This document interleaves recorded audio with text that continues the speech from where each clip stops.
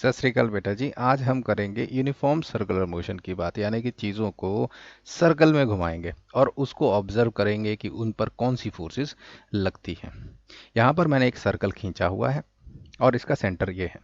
अब मान लीजिए आपको बोला गया है कि यहाँ से एक चीज़ पकड़िए, यानी कि एक रस्सी पकड़िए, उसके दूसरे एंड पर कोई चीज़ लगा दीजिए, रबड़ लगा दिया और उसको गोल गोल घुमाइए। तो आपको कुछ फोर्स हाथ पे फील होगी। आपको भी पता है अगर इस तरह से मैं लगा दूं और सेंटर पे और इसको गोल घुमाना चाहूं तो मुझे ये खिंचाव महसूस हो रहा है, राइट, हाथ में अंदर की तरफ। इमेजिन करके देखिए, अगर मैं इसको ऐसे पकड़ूं और यहाँ पर रबड़ हो, कोई भारी ऑब्जेक्ट हो और इसको सर्कल में मूव कराना हो तो मुझे ये खींचना पड़ेगा, राइट। अंदर की तरफ मुझे एक खिंचाव लगाना ही पड़ेगा। इस फोर्स को हम कहते हैं सेंट्रीपिटल फोर्स, अंदर की तरफ आती हुई फोर्स। दूसरी बात, हम बात कर रहे हैं यूनिफॉर्म सर्कुलर मोशन की, यानी कि आपको जो स्पीड है वो सेम रखनी है। यानी कि मान लीजिए अभी ऐसे पकड़ा इसको और यहां पर मैं इसको 2 मीटर पर सेकंड की स्पीड से घुमा रहा हूं, 2 मीटर पर सेकंड। अब देखिए हर इंस्टेंस पे 2 मीटर पर सेकंड ही है स्पीड, यानी कि स्पीड चेंज नहीं हो रही, पर मुझे खिंचाव तो महसूस हो रहा है। तो जो मेरी फोर्स है, जो अंदर का खिंचाव है, वो जा कहाँ रहा है? स्पीड तो चेंज नहीं कर रहा मैं। आपने भी देखा होगा, रबड़ को लीजिए, धागे से बांधिए और एक टाइम आएगा कि आपको ऐसा लगेगा कि वो सेम स्पीड पर गोल गोल घूमे जा रहा है। अब स्पीड तो चेंज कर नहीं रही फोर्स आपकी, तो क्या चीज चेंज कर रही है? सोचिए। यस, आपको चेंज करनी पड़ रही है उसकी डायरेक्शन। यानी कि हर पल, हर इंस्टेंट पे ये जो ऑब्जेक्ट है ये अपनी नेचुरल दिशा में जाना चाहता है। कहाँ? अगर आपको पता लगाना है, अगर ये चीज गोल घूम रही है तो आप फोर्स लगाना छोड़ दीजिए, ये कहाँ चली जाएगी? बिल्कुल सीधा, सर्कल में नहीं आएगी। फिर से एग्जांपल लें, अगर ये चीज ऐसे गोल घूम रही है और मैं कहीं भी छोड़ दूं इसको, तो ये जिस टाइम पर आपने छोड़ा, फोर्स लगानी जैसे ही ये अंदर की तरफ खींचती हुई फोर्स, सेंट्रीपिटल फोर्स खत्म हुई, तो ये जिस दिशा में था उस टाइम, यानी कि अभी किस तरफ मूव किया हुआ है? इस तरफ, तो इस तरफ सीधा इसको निकल जाना है। अगर हमें विजुलाइज करना हो तो ये हम टेंजेंट से करते हैं, यानी कि अगर यहां पर लेना हो, इस पॉइंट पर इसकी दिशा क्या होगी? तो इसकी दिशा होगी टेंजेंट, यानी कि सर्कल जो जिसमें घूम रहा है वहां से एक लगती हुई लाइन को हम टेंजेंट बोलते हैं। तो वेलोसिटी इस साइड, इस पर्टिकुलर टाइम पर इस तरफ है। What about this point? यहां पर इस तरफ। स्पीड चेंज नहीं हो रही है, बट यस, डायरेक्शन चेंज हो रही है। ये डायरेक्शन चेंज करने में ही आपका जो है सेंट्रीपिटल फोर्स लग रहा है। क्यों? क्योंकि अगर हम इसे छोड़ दें, यहां पर अगर ये ऐसे देखिए गोल घूम रहा था और मैं इसको यहां छोड़ दूं तो इसने अपने टेंजेंट वाली दिशा में बिल्कुल सीधा यहां निकल जाना है। तो उसको रोकने के लिए हमें फोर्स लगानी पड़ रही है। यहां पर मुझे इस फिंगर में खिंचाव महसूस होगा, यानी कि कहने का मतलब अगर आप समझें तो ये जाना चाहता है इधर, हम इसको खींच के सर्कुलर पोजीशन पे ला रहे हैं। अब यहां पर आ गया, जाना चाहता है इधर, खींच कर हम सर्कुलर मोशन में ला रहे हैं। यहां जाना चाहता है इधर, इसको खींच कर हमें सर्कल पर लेके आना है। वहां हमारी सेंट्रीपिटल फोर्स जो है वो खर्च हो रही है।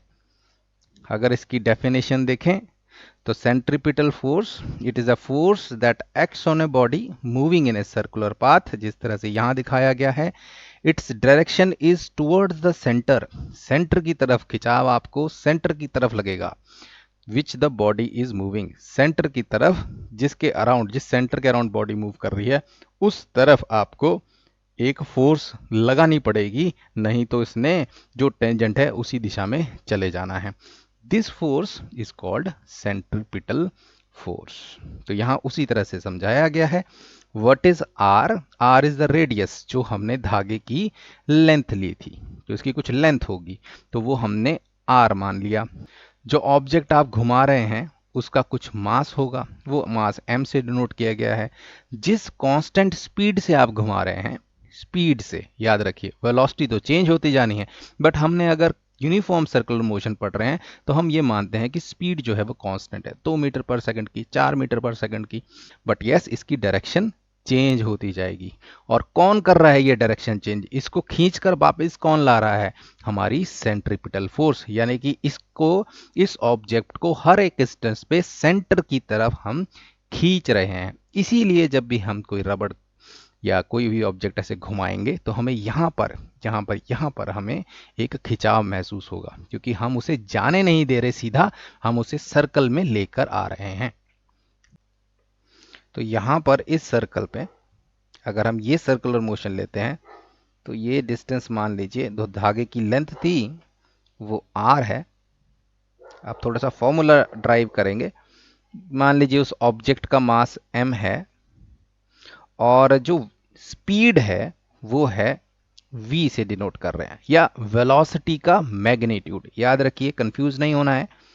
स्पीड प्लस डायरेक्शन को ही हम वेलोसिटी बोलते हैं, राइट।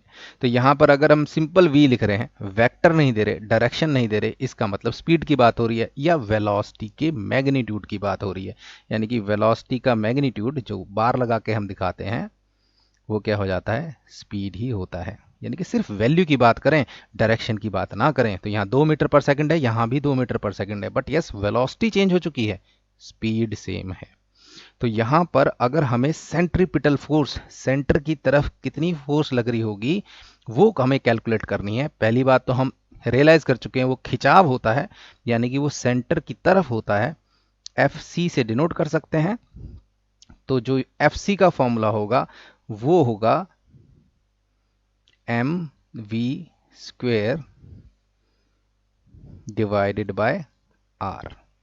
तो सेंट्रीपिटल फोर्स ऐसे हम समझ सकते हैं, और जबकि ये बहुत ही आसानी से आपको रियलाइज भी हो जाएगा। देखिए, यानी कि अगर मैं इसको यहाँ पर, ये रहा मास का ऑब्जेक्ट, सेंटर से मैं सेंट्रीपिटल फोर्स यानी कि यहाँ पे खींच रहा हूँ, तो उस खींचने के कारण ही ये सर्कल में मूव करेगा, इसकी वेलोसिटी कुछ होगी। अगर कोई बोले इसको मास को डबल कर दीजिए, तो मुझे फोर्स भी ज़्यादा लगानी पड़ेगी। अगर मुझे स्पीड बढ़ानी है तब भी मुझे फोर्स, क्योंकि ज़्यादा स्पीड से ये भागने की कोशिश करेगा अपने नेचुरल वे में, तो मुझे फोर्स अंदर की तरफ ज़्यादा लगानी पड़ेगी।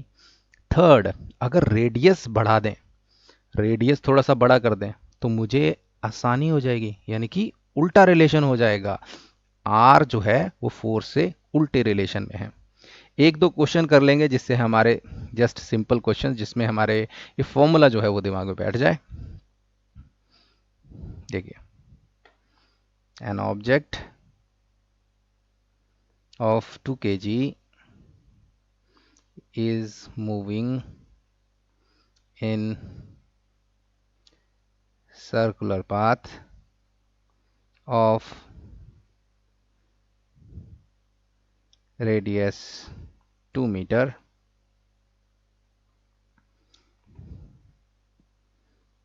The uniform speed is 4 meter per second.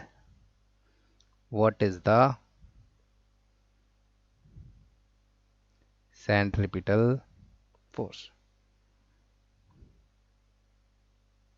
हमसे क्या बोला गया? एक ऑब्जेक्ट है जिसका मास है 2 kg, वो मूव कर रहा है सर्कुलर पाथ में, रेडियस 2 मीटर का है, यूनिफॉर्म स्पीड जो है वो 4 मीटर पर सेकंड की है। इसकी सेंट्रीपिटल फोर्स क्या होगी?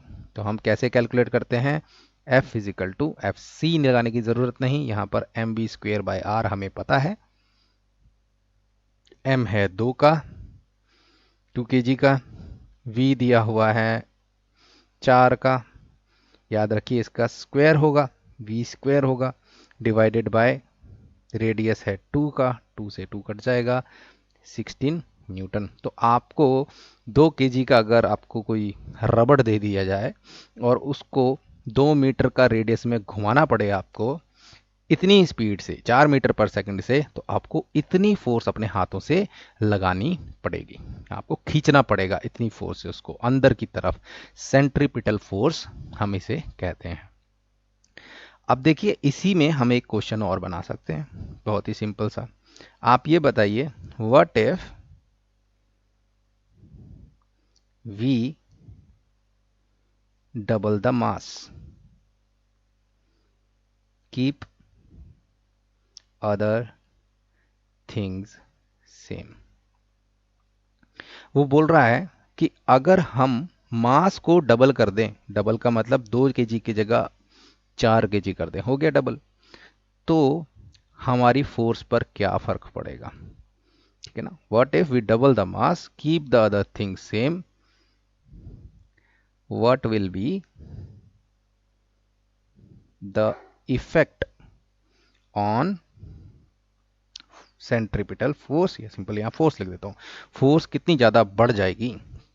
तो क्या बता सकते हैं आप कि अगर मास डबल कर दें तो क्या होगा। तो देखिए, एक तो तरीका हो गया सिंपल कि मास 4 kg ले लीजिए, बाकी चीजें सेम लीजिए और फॉर्मूले से निकाल दीजिए। चलिए वो भी मेथड कर लेते हैं। यानी कि फोर्स का एक जैसे नया क्वेश्चन आ गया, मास डबल कर दिया, यानी कि m क्या हो गया, 2m हो गया या 4 kg हो गया, राइट। v स्क्वेयर तो ये था ही, डिवाइडेड बाय r क्या हो गया, 2। ओके, 2 2 जा 4, 32 न्यूटन। ठीक है, दोबारा देखिए, अब बोल रहा है व्हाट इफ वी ट्रिपल, अगर हम 3 टाइम कर दें मास को तो क्या होगा। ये सेकंड केस भी कर लेते हैं। तो फोर्स क्या हो जाएगी, अब क्या हो रहा है, ट्रिपल, 2 kg का 3 गुना क्या हो जाएगा, 6 डिवाइडेड बाय 2, 48 न्यूटन, 48 न्यूटन। क्या ये सब करने की ज़रूरत थी। अगर आपके फॉर्मूले में पकड़ है तो ये सब करने की ज़रूरत नहीं थी। क्यों, आपने बोला बाकी चीज़ें सेम रखिए, सिर्फ m को डबल कर दीजिए, राइट। तो जो भी चीज़ निकलेगी, यानी कि m की जगह 2m हो जाएगा, और क्या। और ये पहले ही 16 न्यूटन निकाल चुके हैं, तो आंसर 32 न्यूटन ही आना था। अगर मास ट्रिपल कर दें, क्योंकि ये फोर्स जो है डायरेक्टली प्रोपोर्शनल है मास से, जैसे मास बढ़ेगा आपको फोर्स भी ज़्यादा लगानी पड़ेगी। तो अगर 3 गुना कर देंगे तो m की जगह 3m ही तो लिखना है, तो हम क्या कर देंगे उसको, 3 मल्टीप्लाइड बाय जो पहले फोर्स निकल रही थी, यानी कि 16 3 जा 48। यहां से यानी कि डायरेक्ट रिलेशन है, मास का डायरेक्ट रिलेशन है। मास जितना बढ़ाओगे उतनी फोर्स बढ़ेगी, मास जितना घटाओगे उतनी ही कम फोर्स लगानी पड़ेगी। अब देखिए सेकंड पार्ट करते हैं। What if we double the velocity,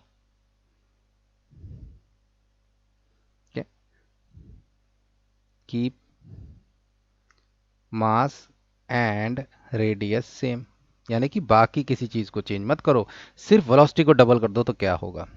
हमारी मास कितना था, 2 kg का था पहले एग्जांपल में, और वेलोसिटी थी, कितनी थी वेलोसिटी, 4 की, स्पीड जो थी वो 4 की थी, और रेडियस जो था वो 2 मीटर का था। और यहां पर हम निकाल चुके हैं सेंट्रीपिटल फोर्स इस केस में लगती है 16 न्यूटन की। अब हमसे पूछा जा रहा है अगर हम वेलोसिटी डबल कर दें, बाकी चीज़ें सेम रखें, तो बताइए कितनी सेंट्रीपिटल फोर्स लगेगी।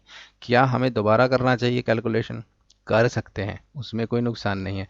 यहाँ पर क्या करें, v को डबल कर दो, 8 मीटर पर सेकंड कैलकुलेट कर लो, mv²/r। बट आपको फॉर्मूले से ही अगर पकड़ हो तो यहीं पे निकाल सकते हैं, हमारा फॉर्मूला है ये। तो हमें ये देखना, अच्छा फोर्स बाकी चीजें कांस्टेंट है ना, m चेंज किया है ना r चेंज किया है, सिर्फ एम v चेंज हो रहा है। तो v को क्या कर रहे हो आप, डबल कर रहे हो ना। तो हम कह सकते हैं m2v का स्क्वायर करने को ही बोल रहे हो आप, 2 का स्क्वायर बाहर ले आते हैं, 4 मल्टीप्लाइड बाय mv²/r। यानी कि जो भी फोर्स पहले कैलकुलेट की थी mv²/r हम पहले कैलकुलेट कर चुके हैं, अब उसके 4 गुना हो जाएगी। क्यों, क्योंकि देखिए वेलोसिटी को डबल किया, फोर्स कितनी होगी, 4 गुना, यानी कि 2 के स्क्वायर के जिना हमें फर्क पड़ गया। What if we triple it,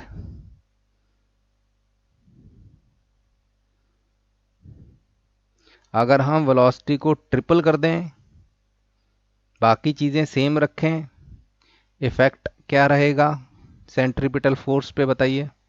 तो यानी कि आप यही बोल रहे हैं ना कि v की जगह 3v लिख दीजिए, 3 का स्क्वायर 9, 9 बाहर आ जाएगा, mv स्क्वायर तो r/r तो पहले ही कैलकुलेट कर चुके हैं। तो 9 गुना हो जाएगा, यानी कि 9 इंटू 16 हो जाएगा। पिछले केस में 4 इंटू 16 हो जाएगा, यानी कि स्क्वेयर ही हमें मल्टीप्लाई करना पड़ेगा। What about R? अब देखिए नेक्स्ट केस देखिए, what if we double the radius. बाकी सारी चीजें सेम। इफेक्ट बताइए एफ सी में सेंट्रीपिटल फोर्स में क्या फ़र्क पड़ेगा। तो देखिए यहाँ पर हम क्या कर सकते हैं, फिर से फॉर्मूला लिख लेते हैं और यहाँ पे देख लेते हैं बाकी चीज़ें तो सेम ही रह रही हैं।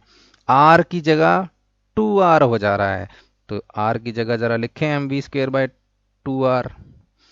1/2 को बाहर ले लेते हैं, mv²/r जो भी निकला है, जो निकला है हमारा 60 न्यूटन पहले ही निकाल चुके हैं हम। इस प्रॉब्लम के लिए तो हम सॉल्व कर चुके हैं, उसको हाफ कर दीजिए, यानी कि अब आपकी फोर्स जो निकलेगी वो 8 न्यूटन है। What if we double the mass and double the radius? हम रेडियस को भी डबल कर दें और मास को भी डबल कर दें, कीपिंग द, जब मैं वेलोसिटी बोल रहा हूं तो वो स्पीड की ही बात हो रही है, वेलोसिटी बोल रहा हूं तो वेलोसिटी का मैग्नीट्यूड समझ लीजिए, कीपिंग द स्पीड सेम, यानी कि वेलोसिटी से छेड़छाड़ नहीं, मास डबल कर दिया और रेडियस भी डबल कर दिया, इस बार दोनों चीज़ें चेंज की, तो क्या होगा, what will be the effect बताएं। नेक्स्ट क्वेश्चन आ जाइए, what if we double the mass and double the velocity? अब हम कीपिंग रेडियस से, तो क्या फ़र्क पड़ेगा, एफसी में क्या फ़र्क पड़ेगा? यह आपका होमवर्क हो गया, इस तरह से सोचिए। इसका हिंट क्या है, इसी फॉर्मूले से निकल जाएगा, बिल्कुल इसी फॉर्मूले से निकल जाएगा, आप अंदाज़ा लगा पाएंगे आज पर, और this is true for every formula जो भी हम आगे करेंगे। Thank you.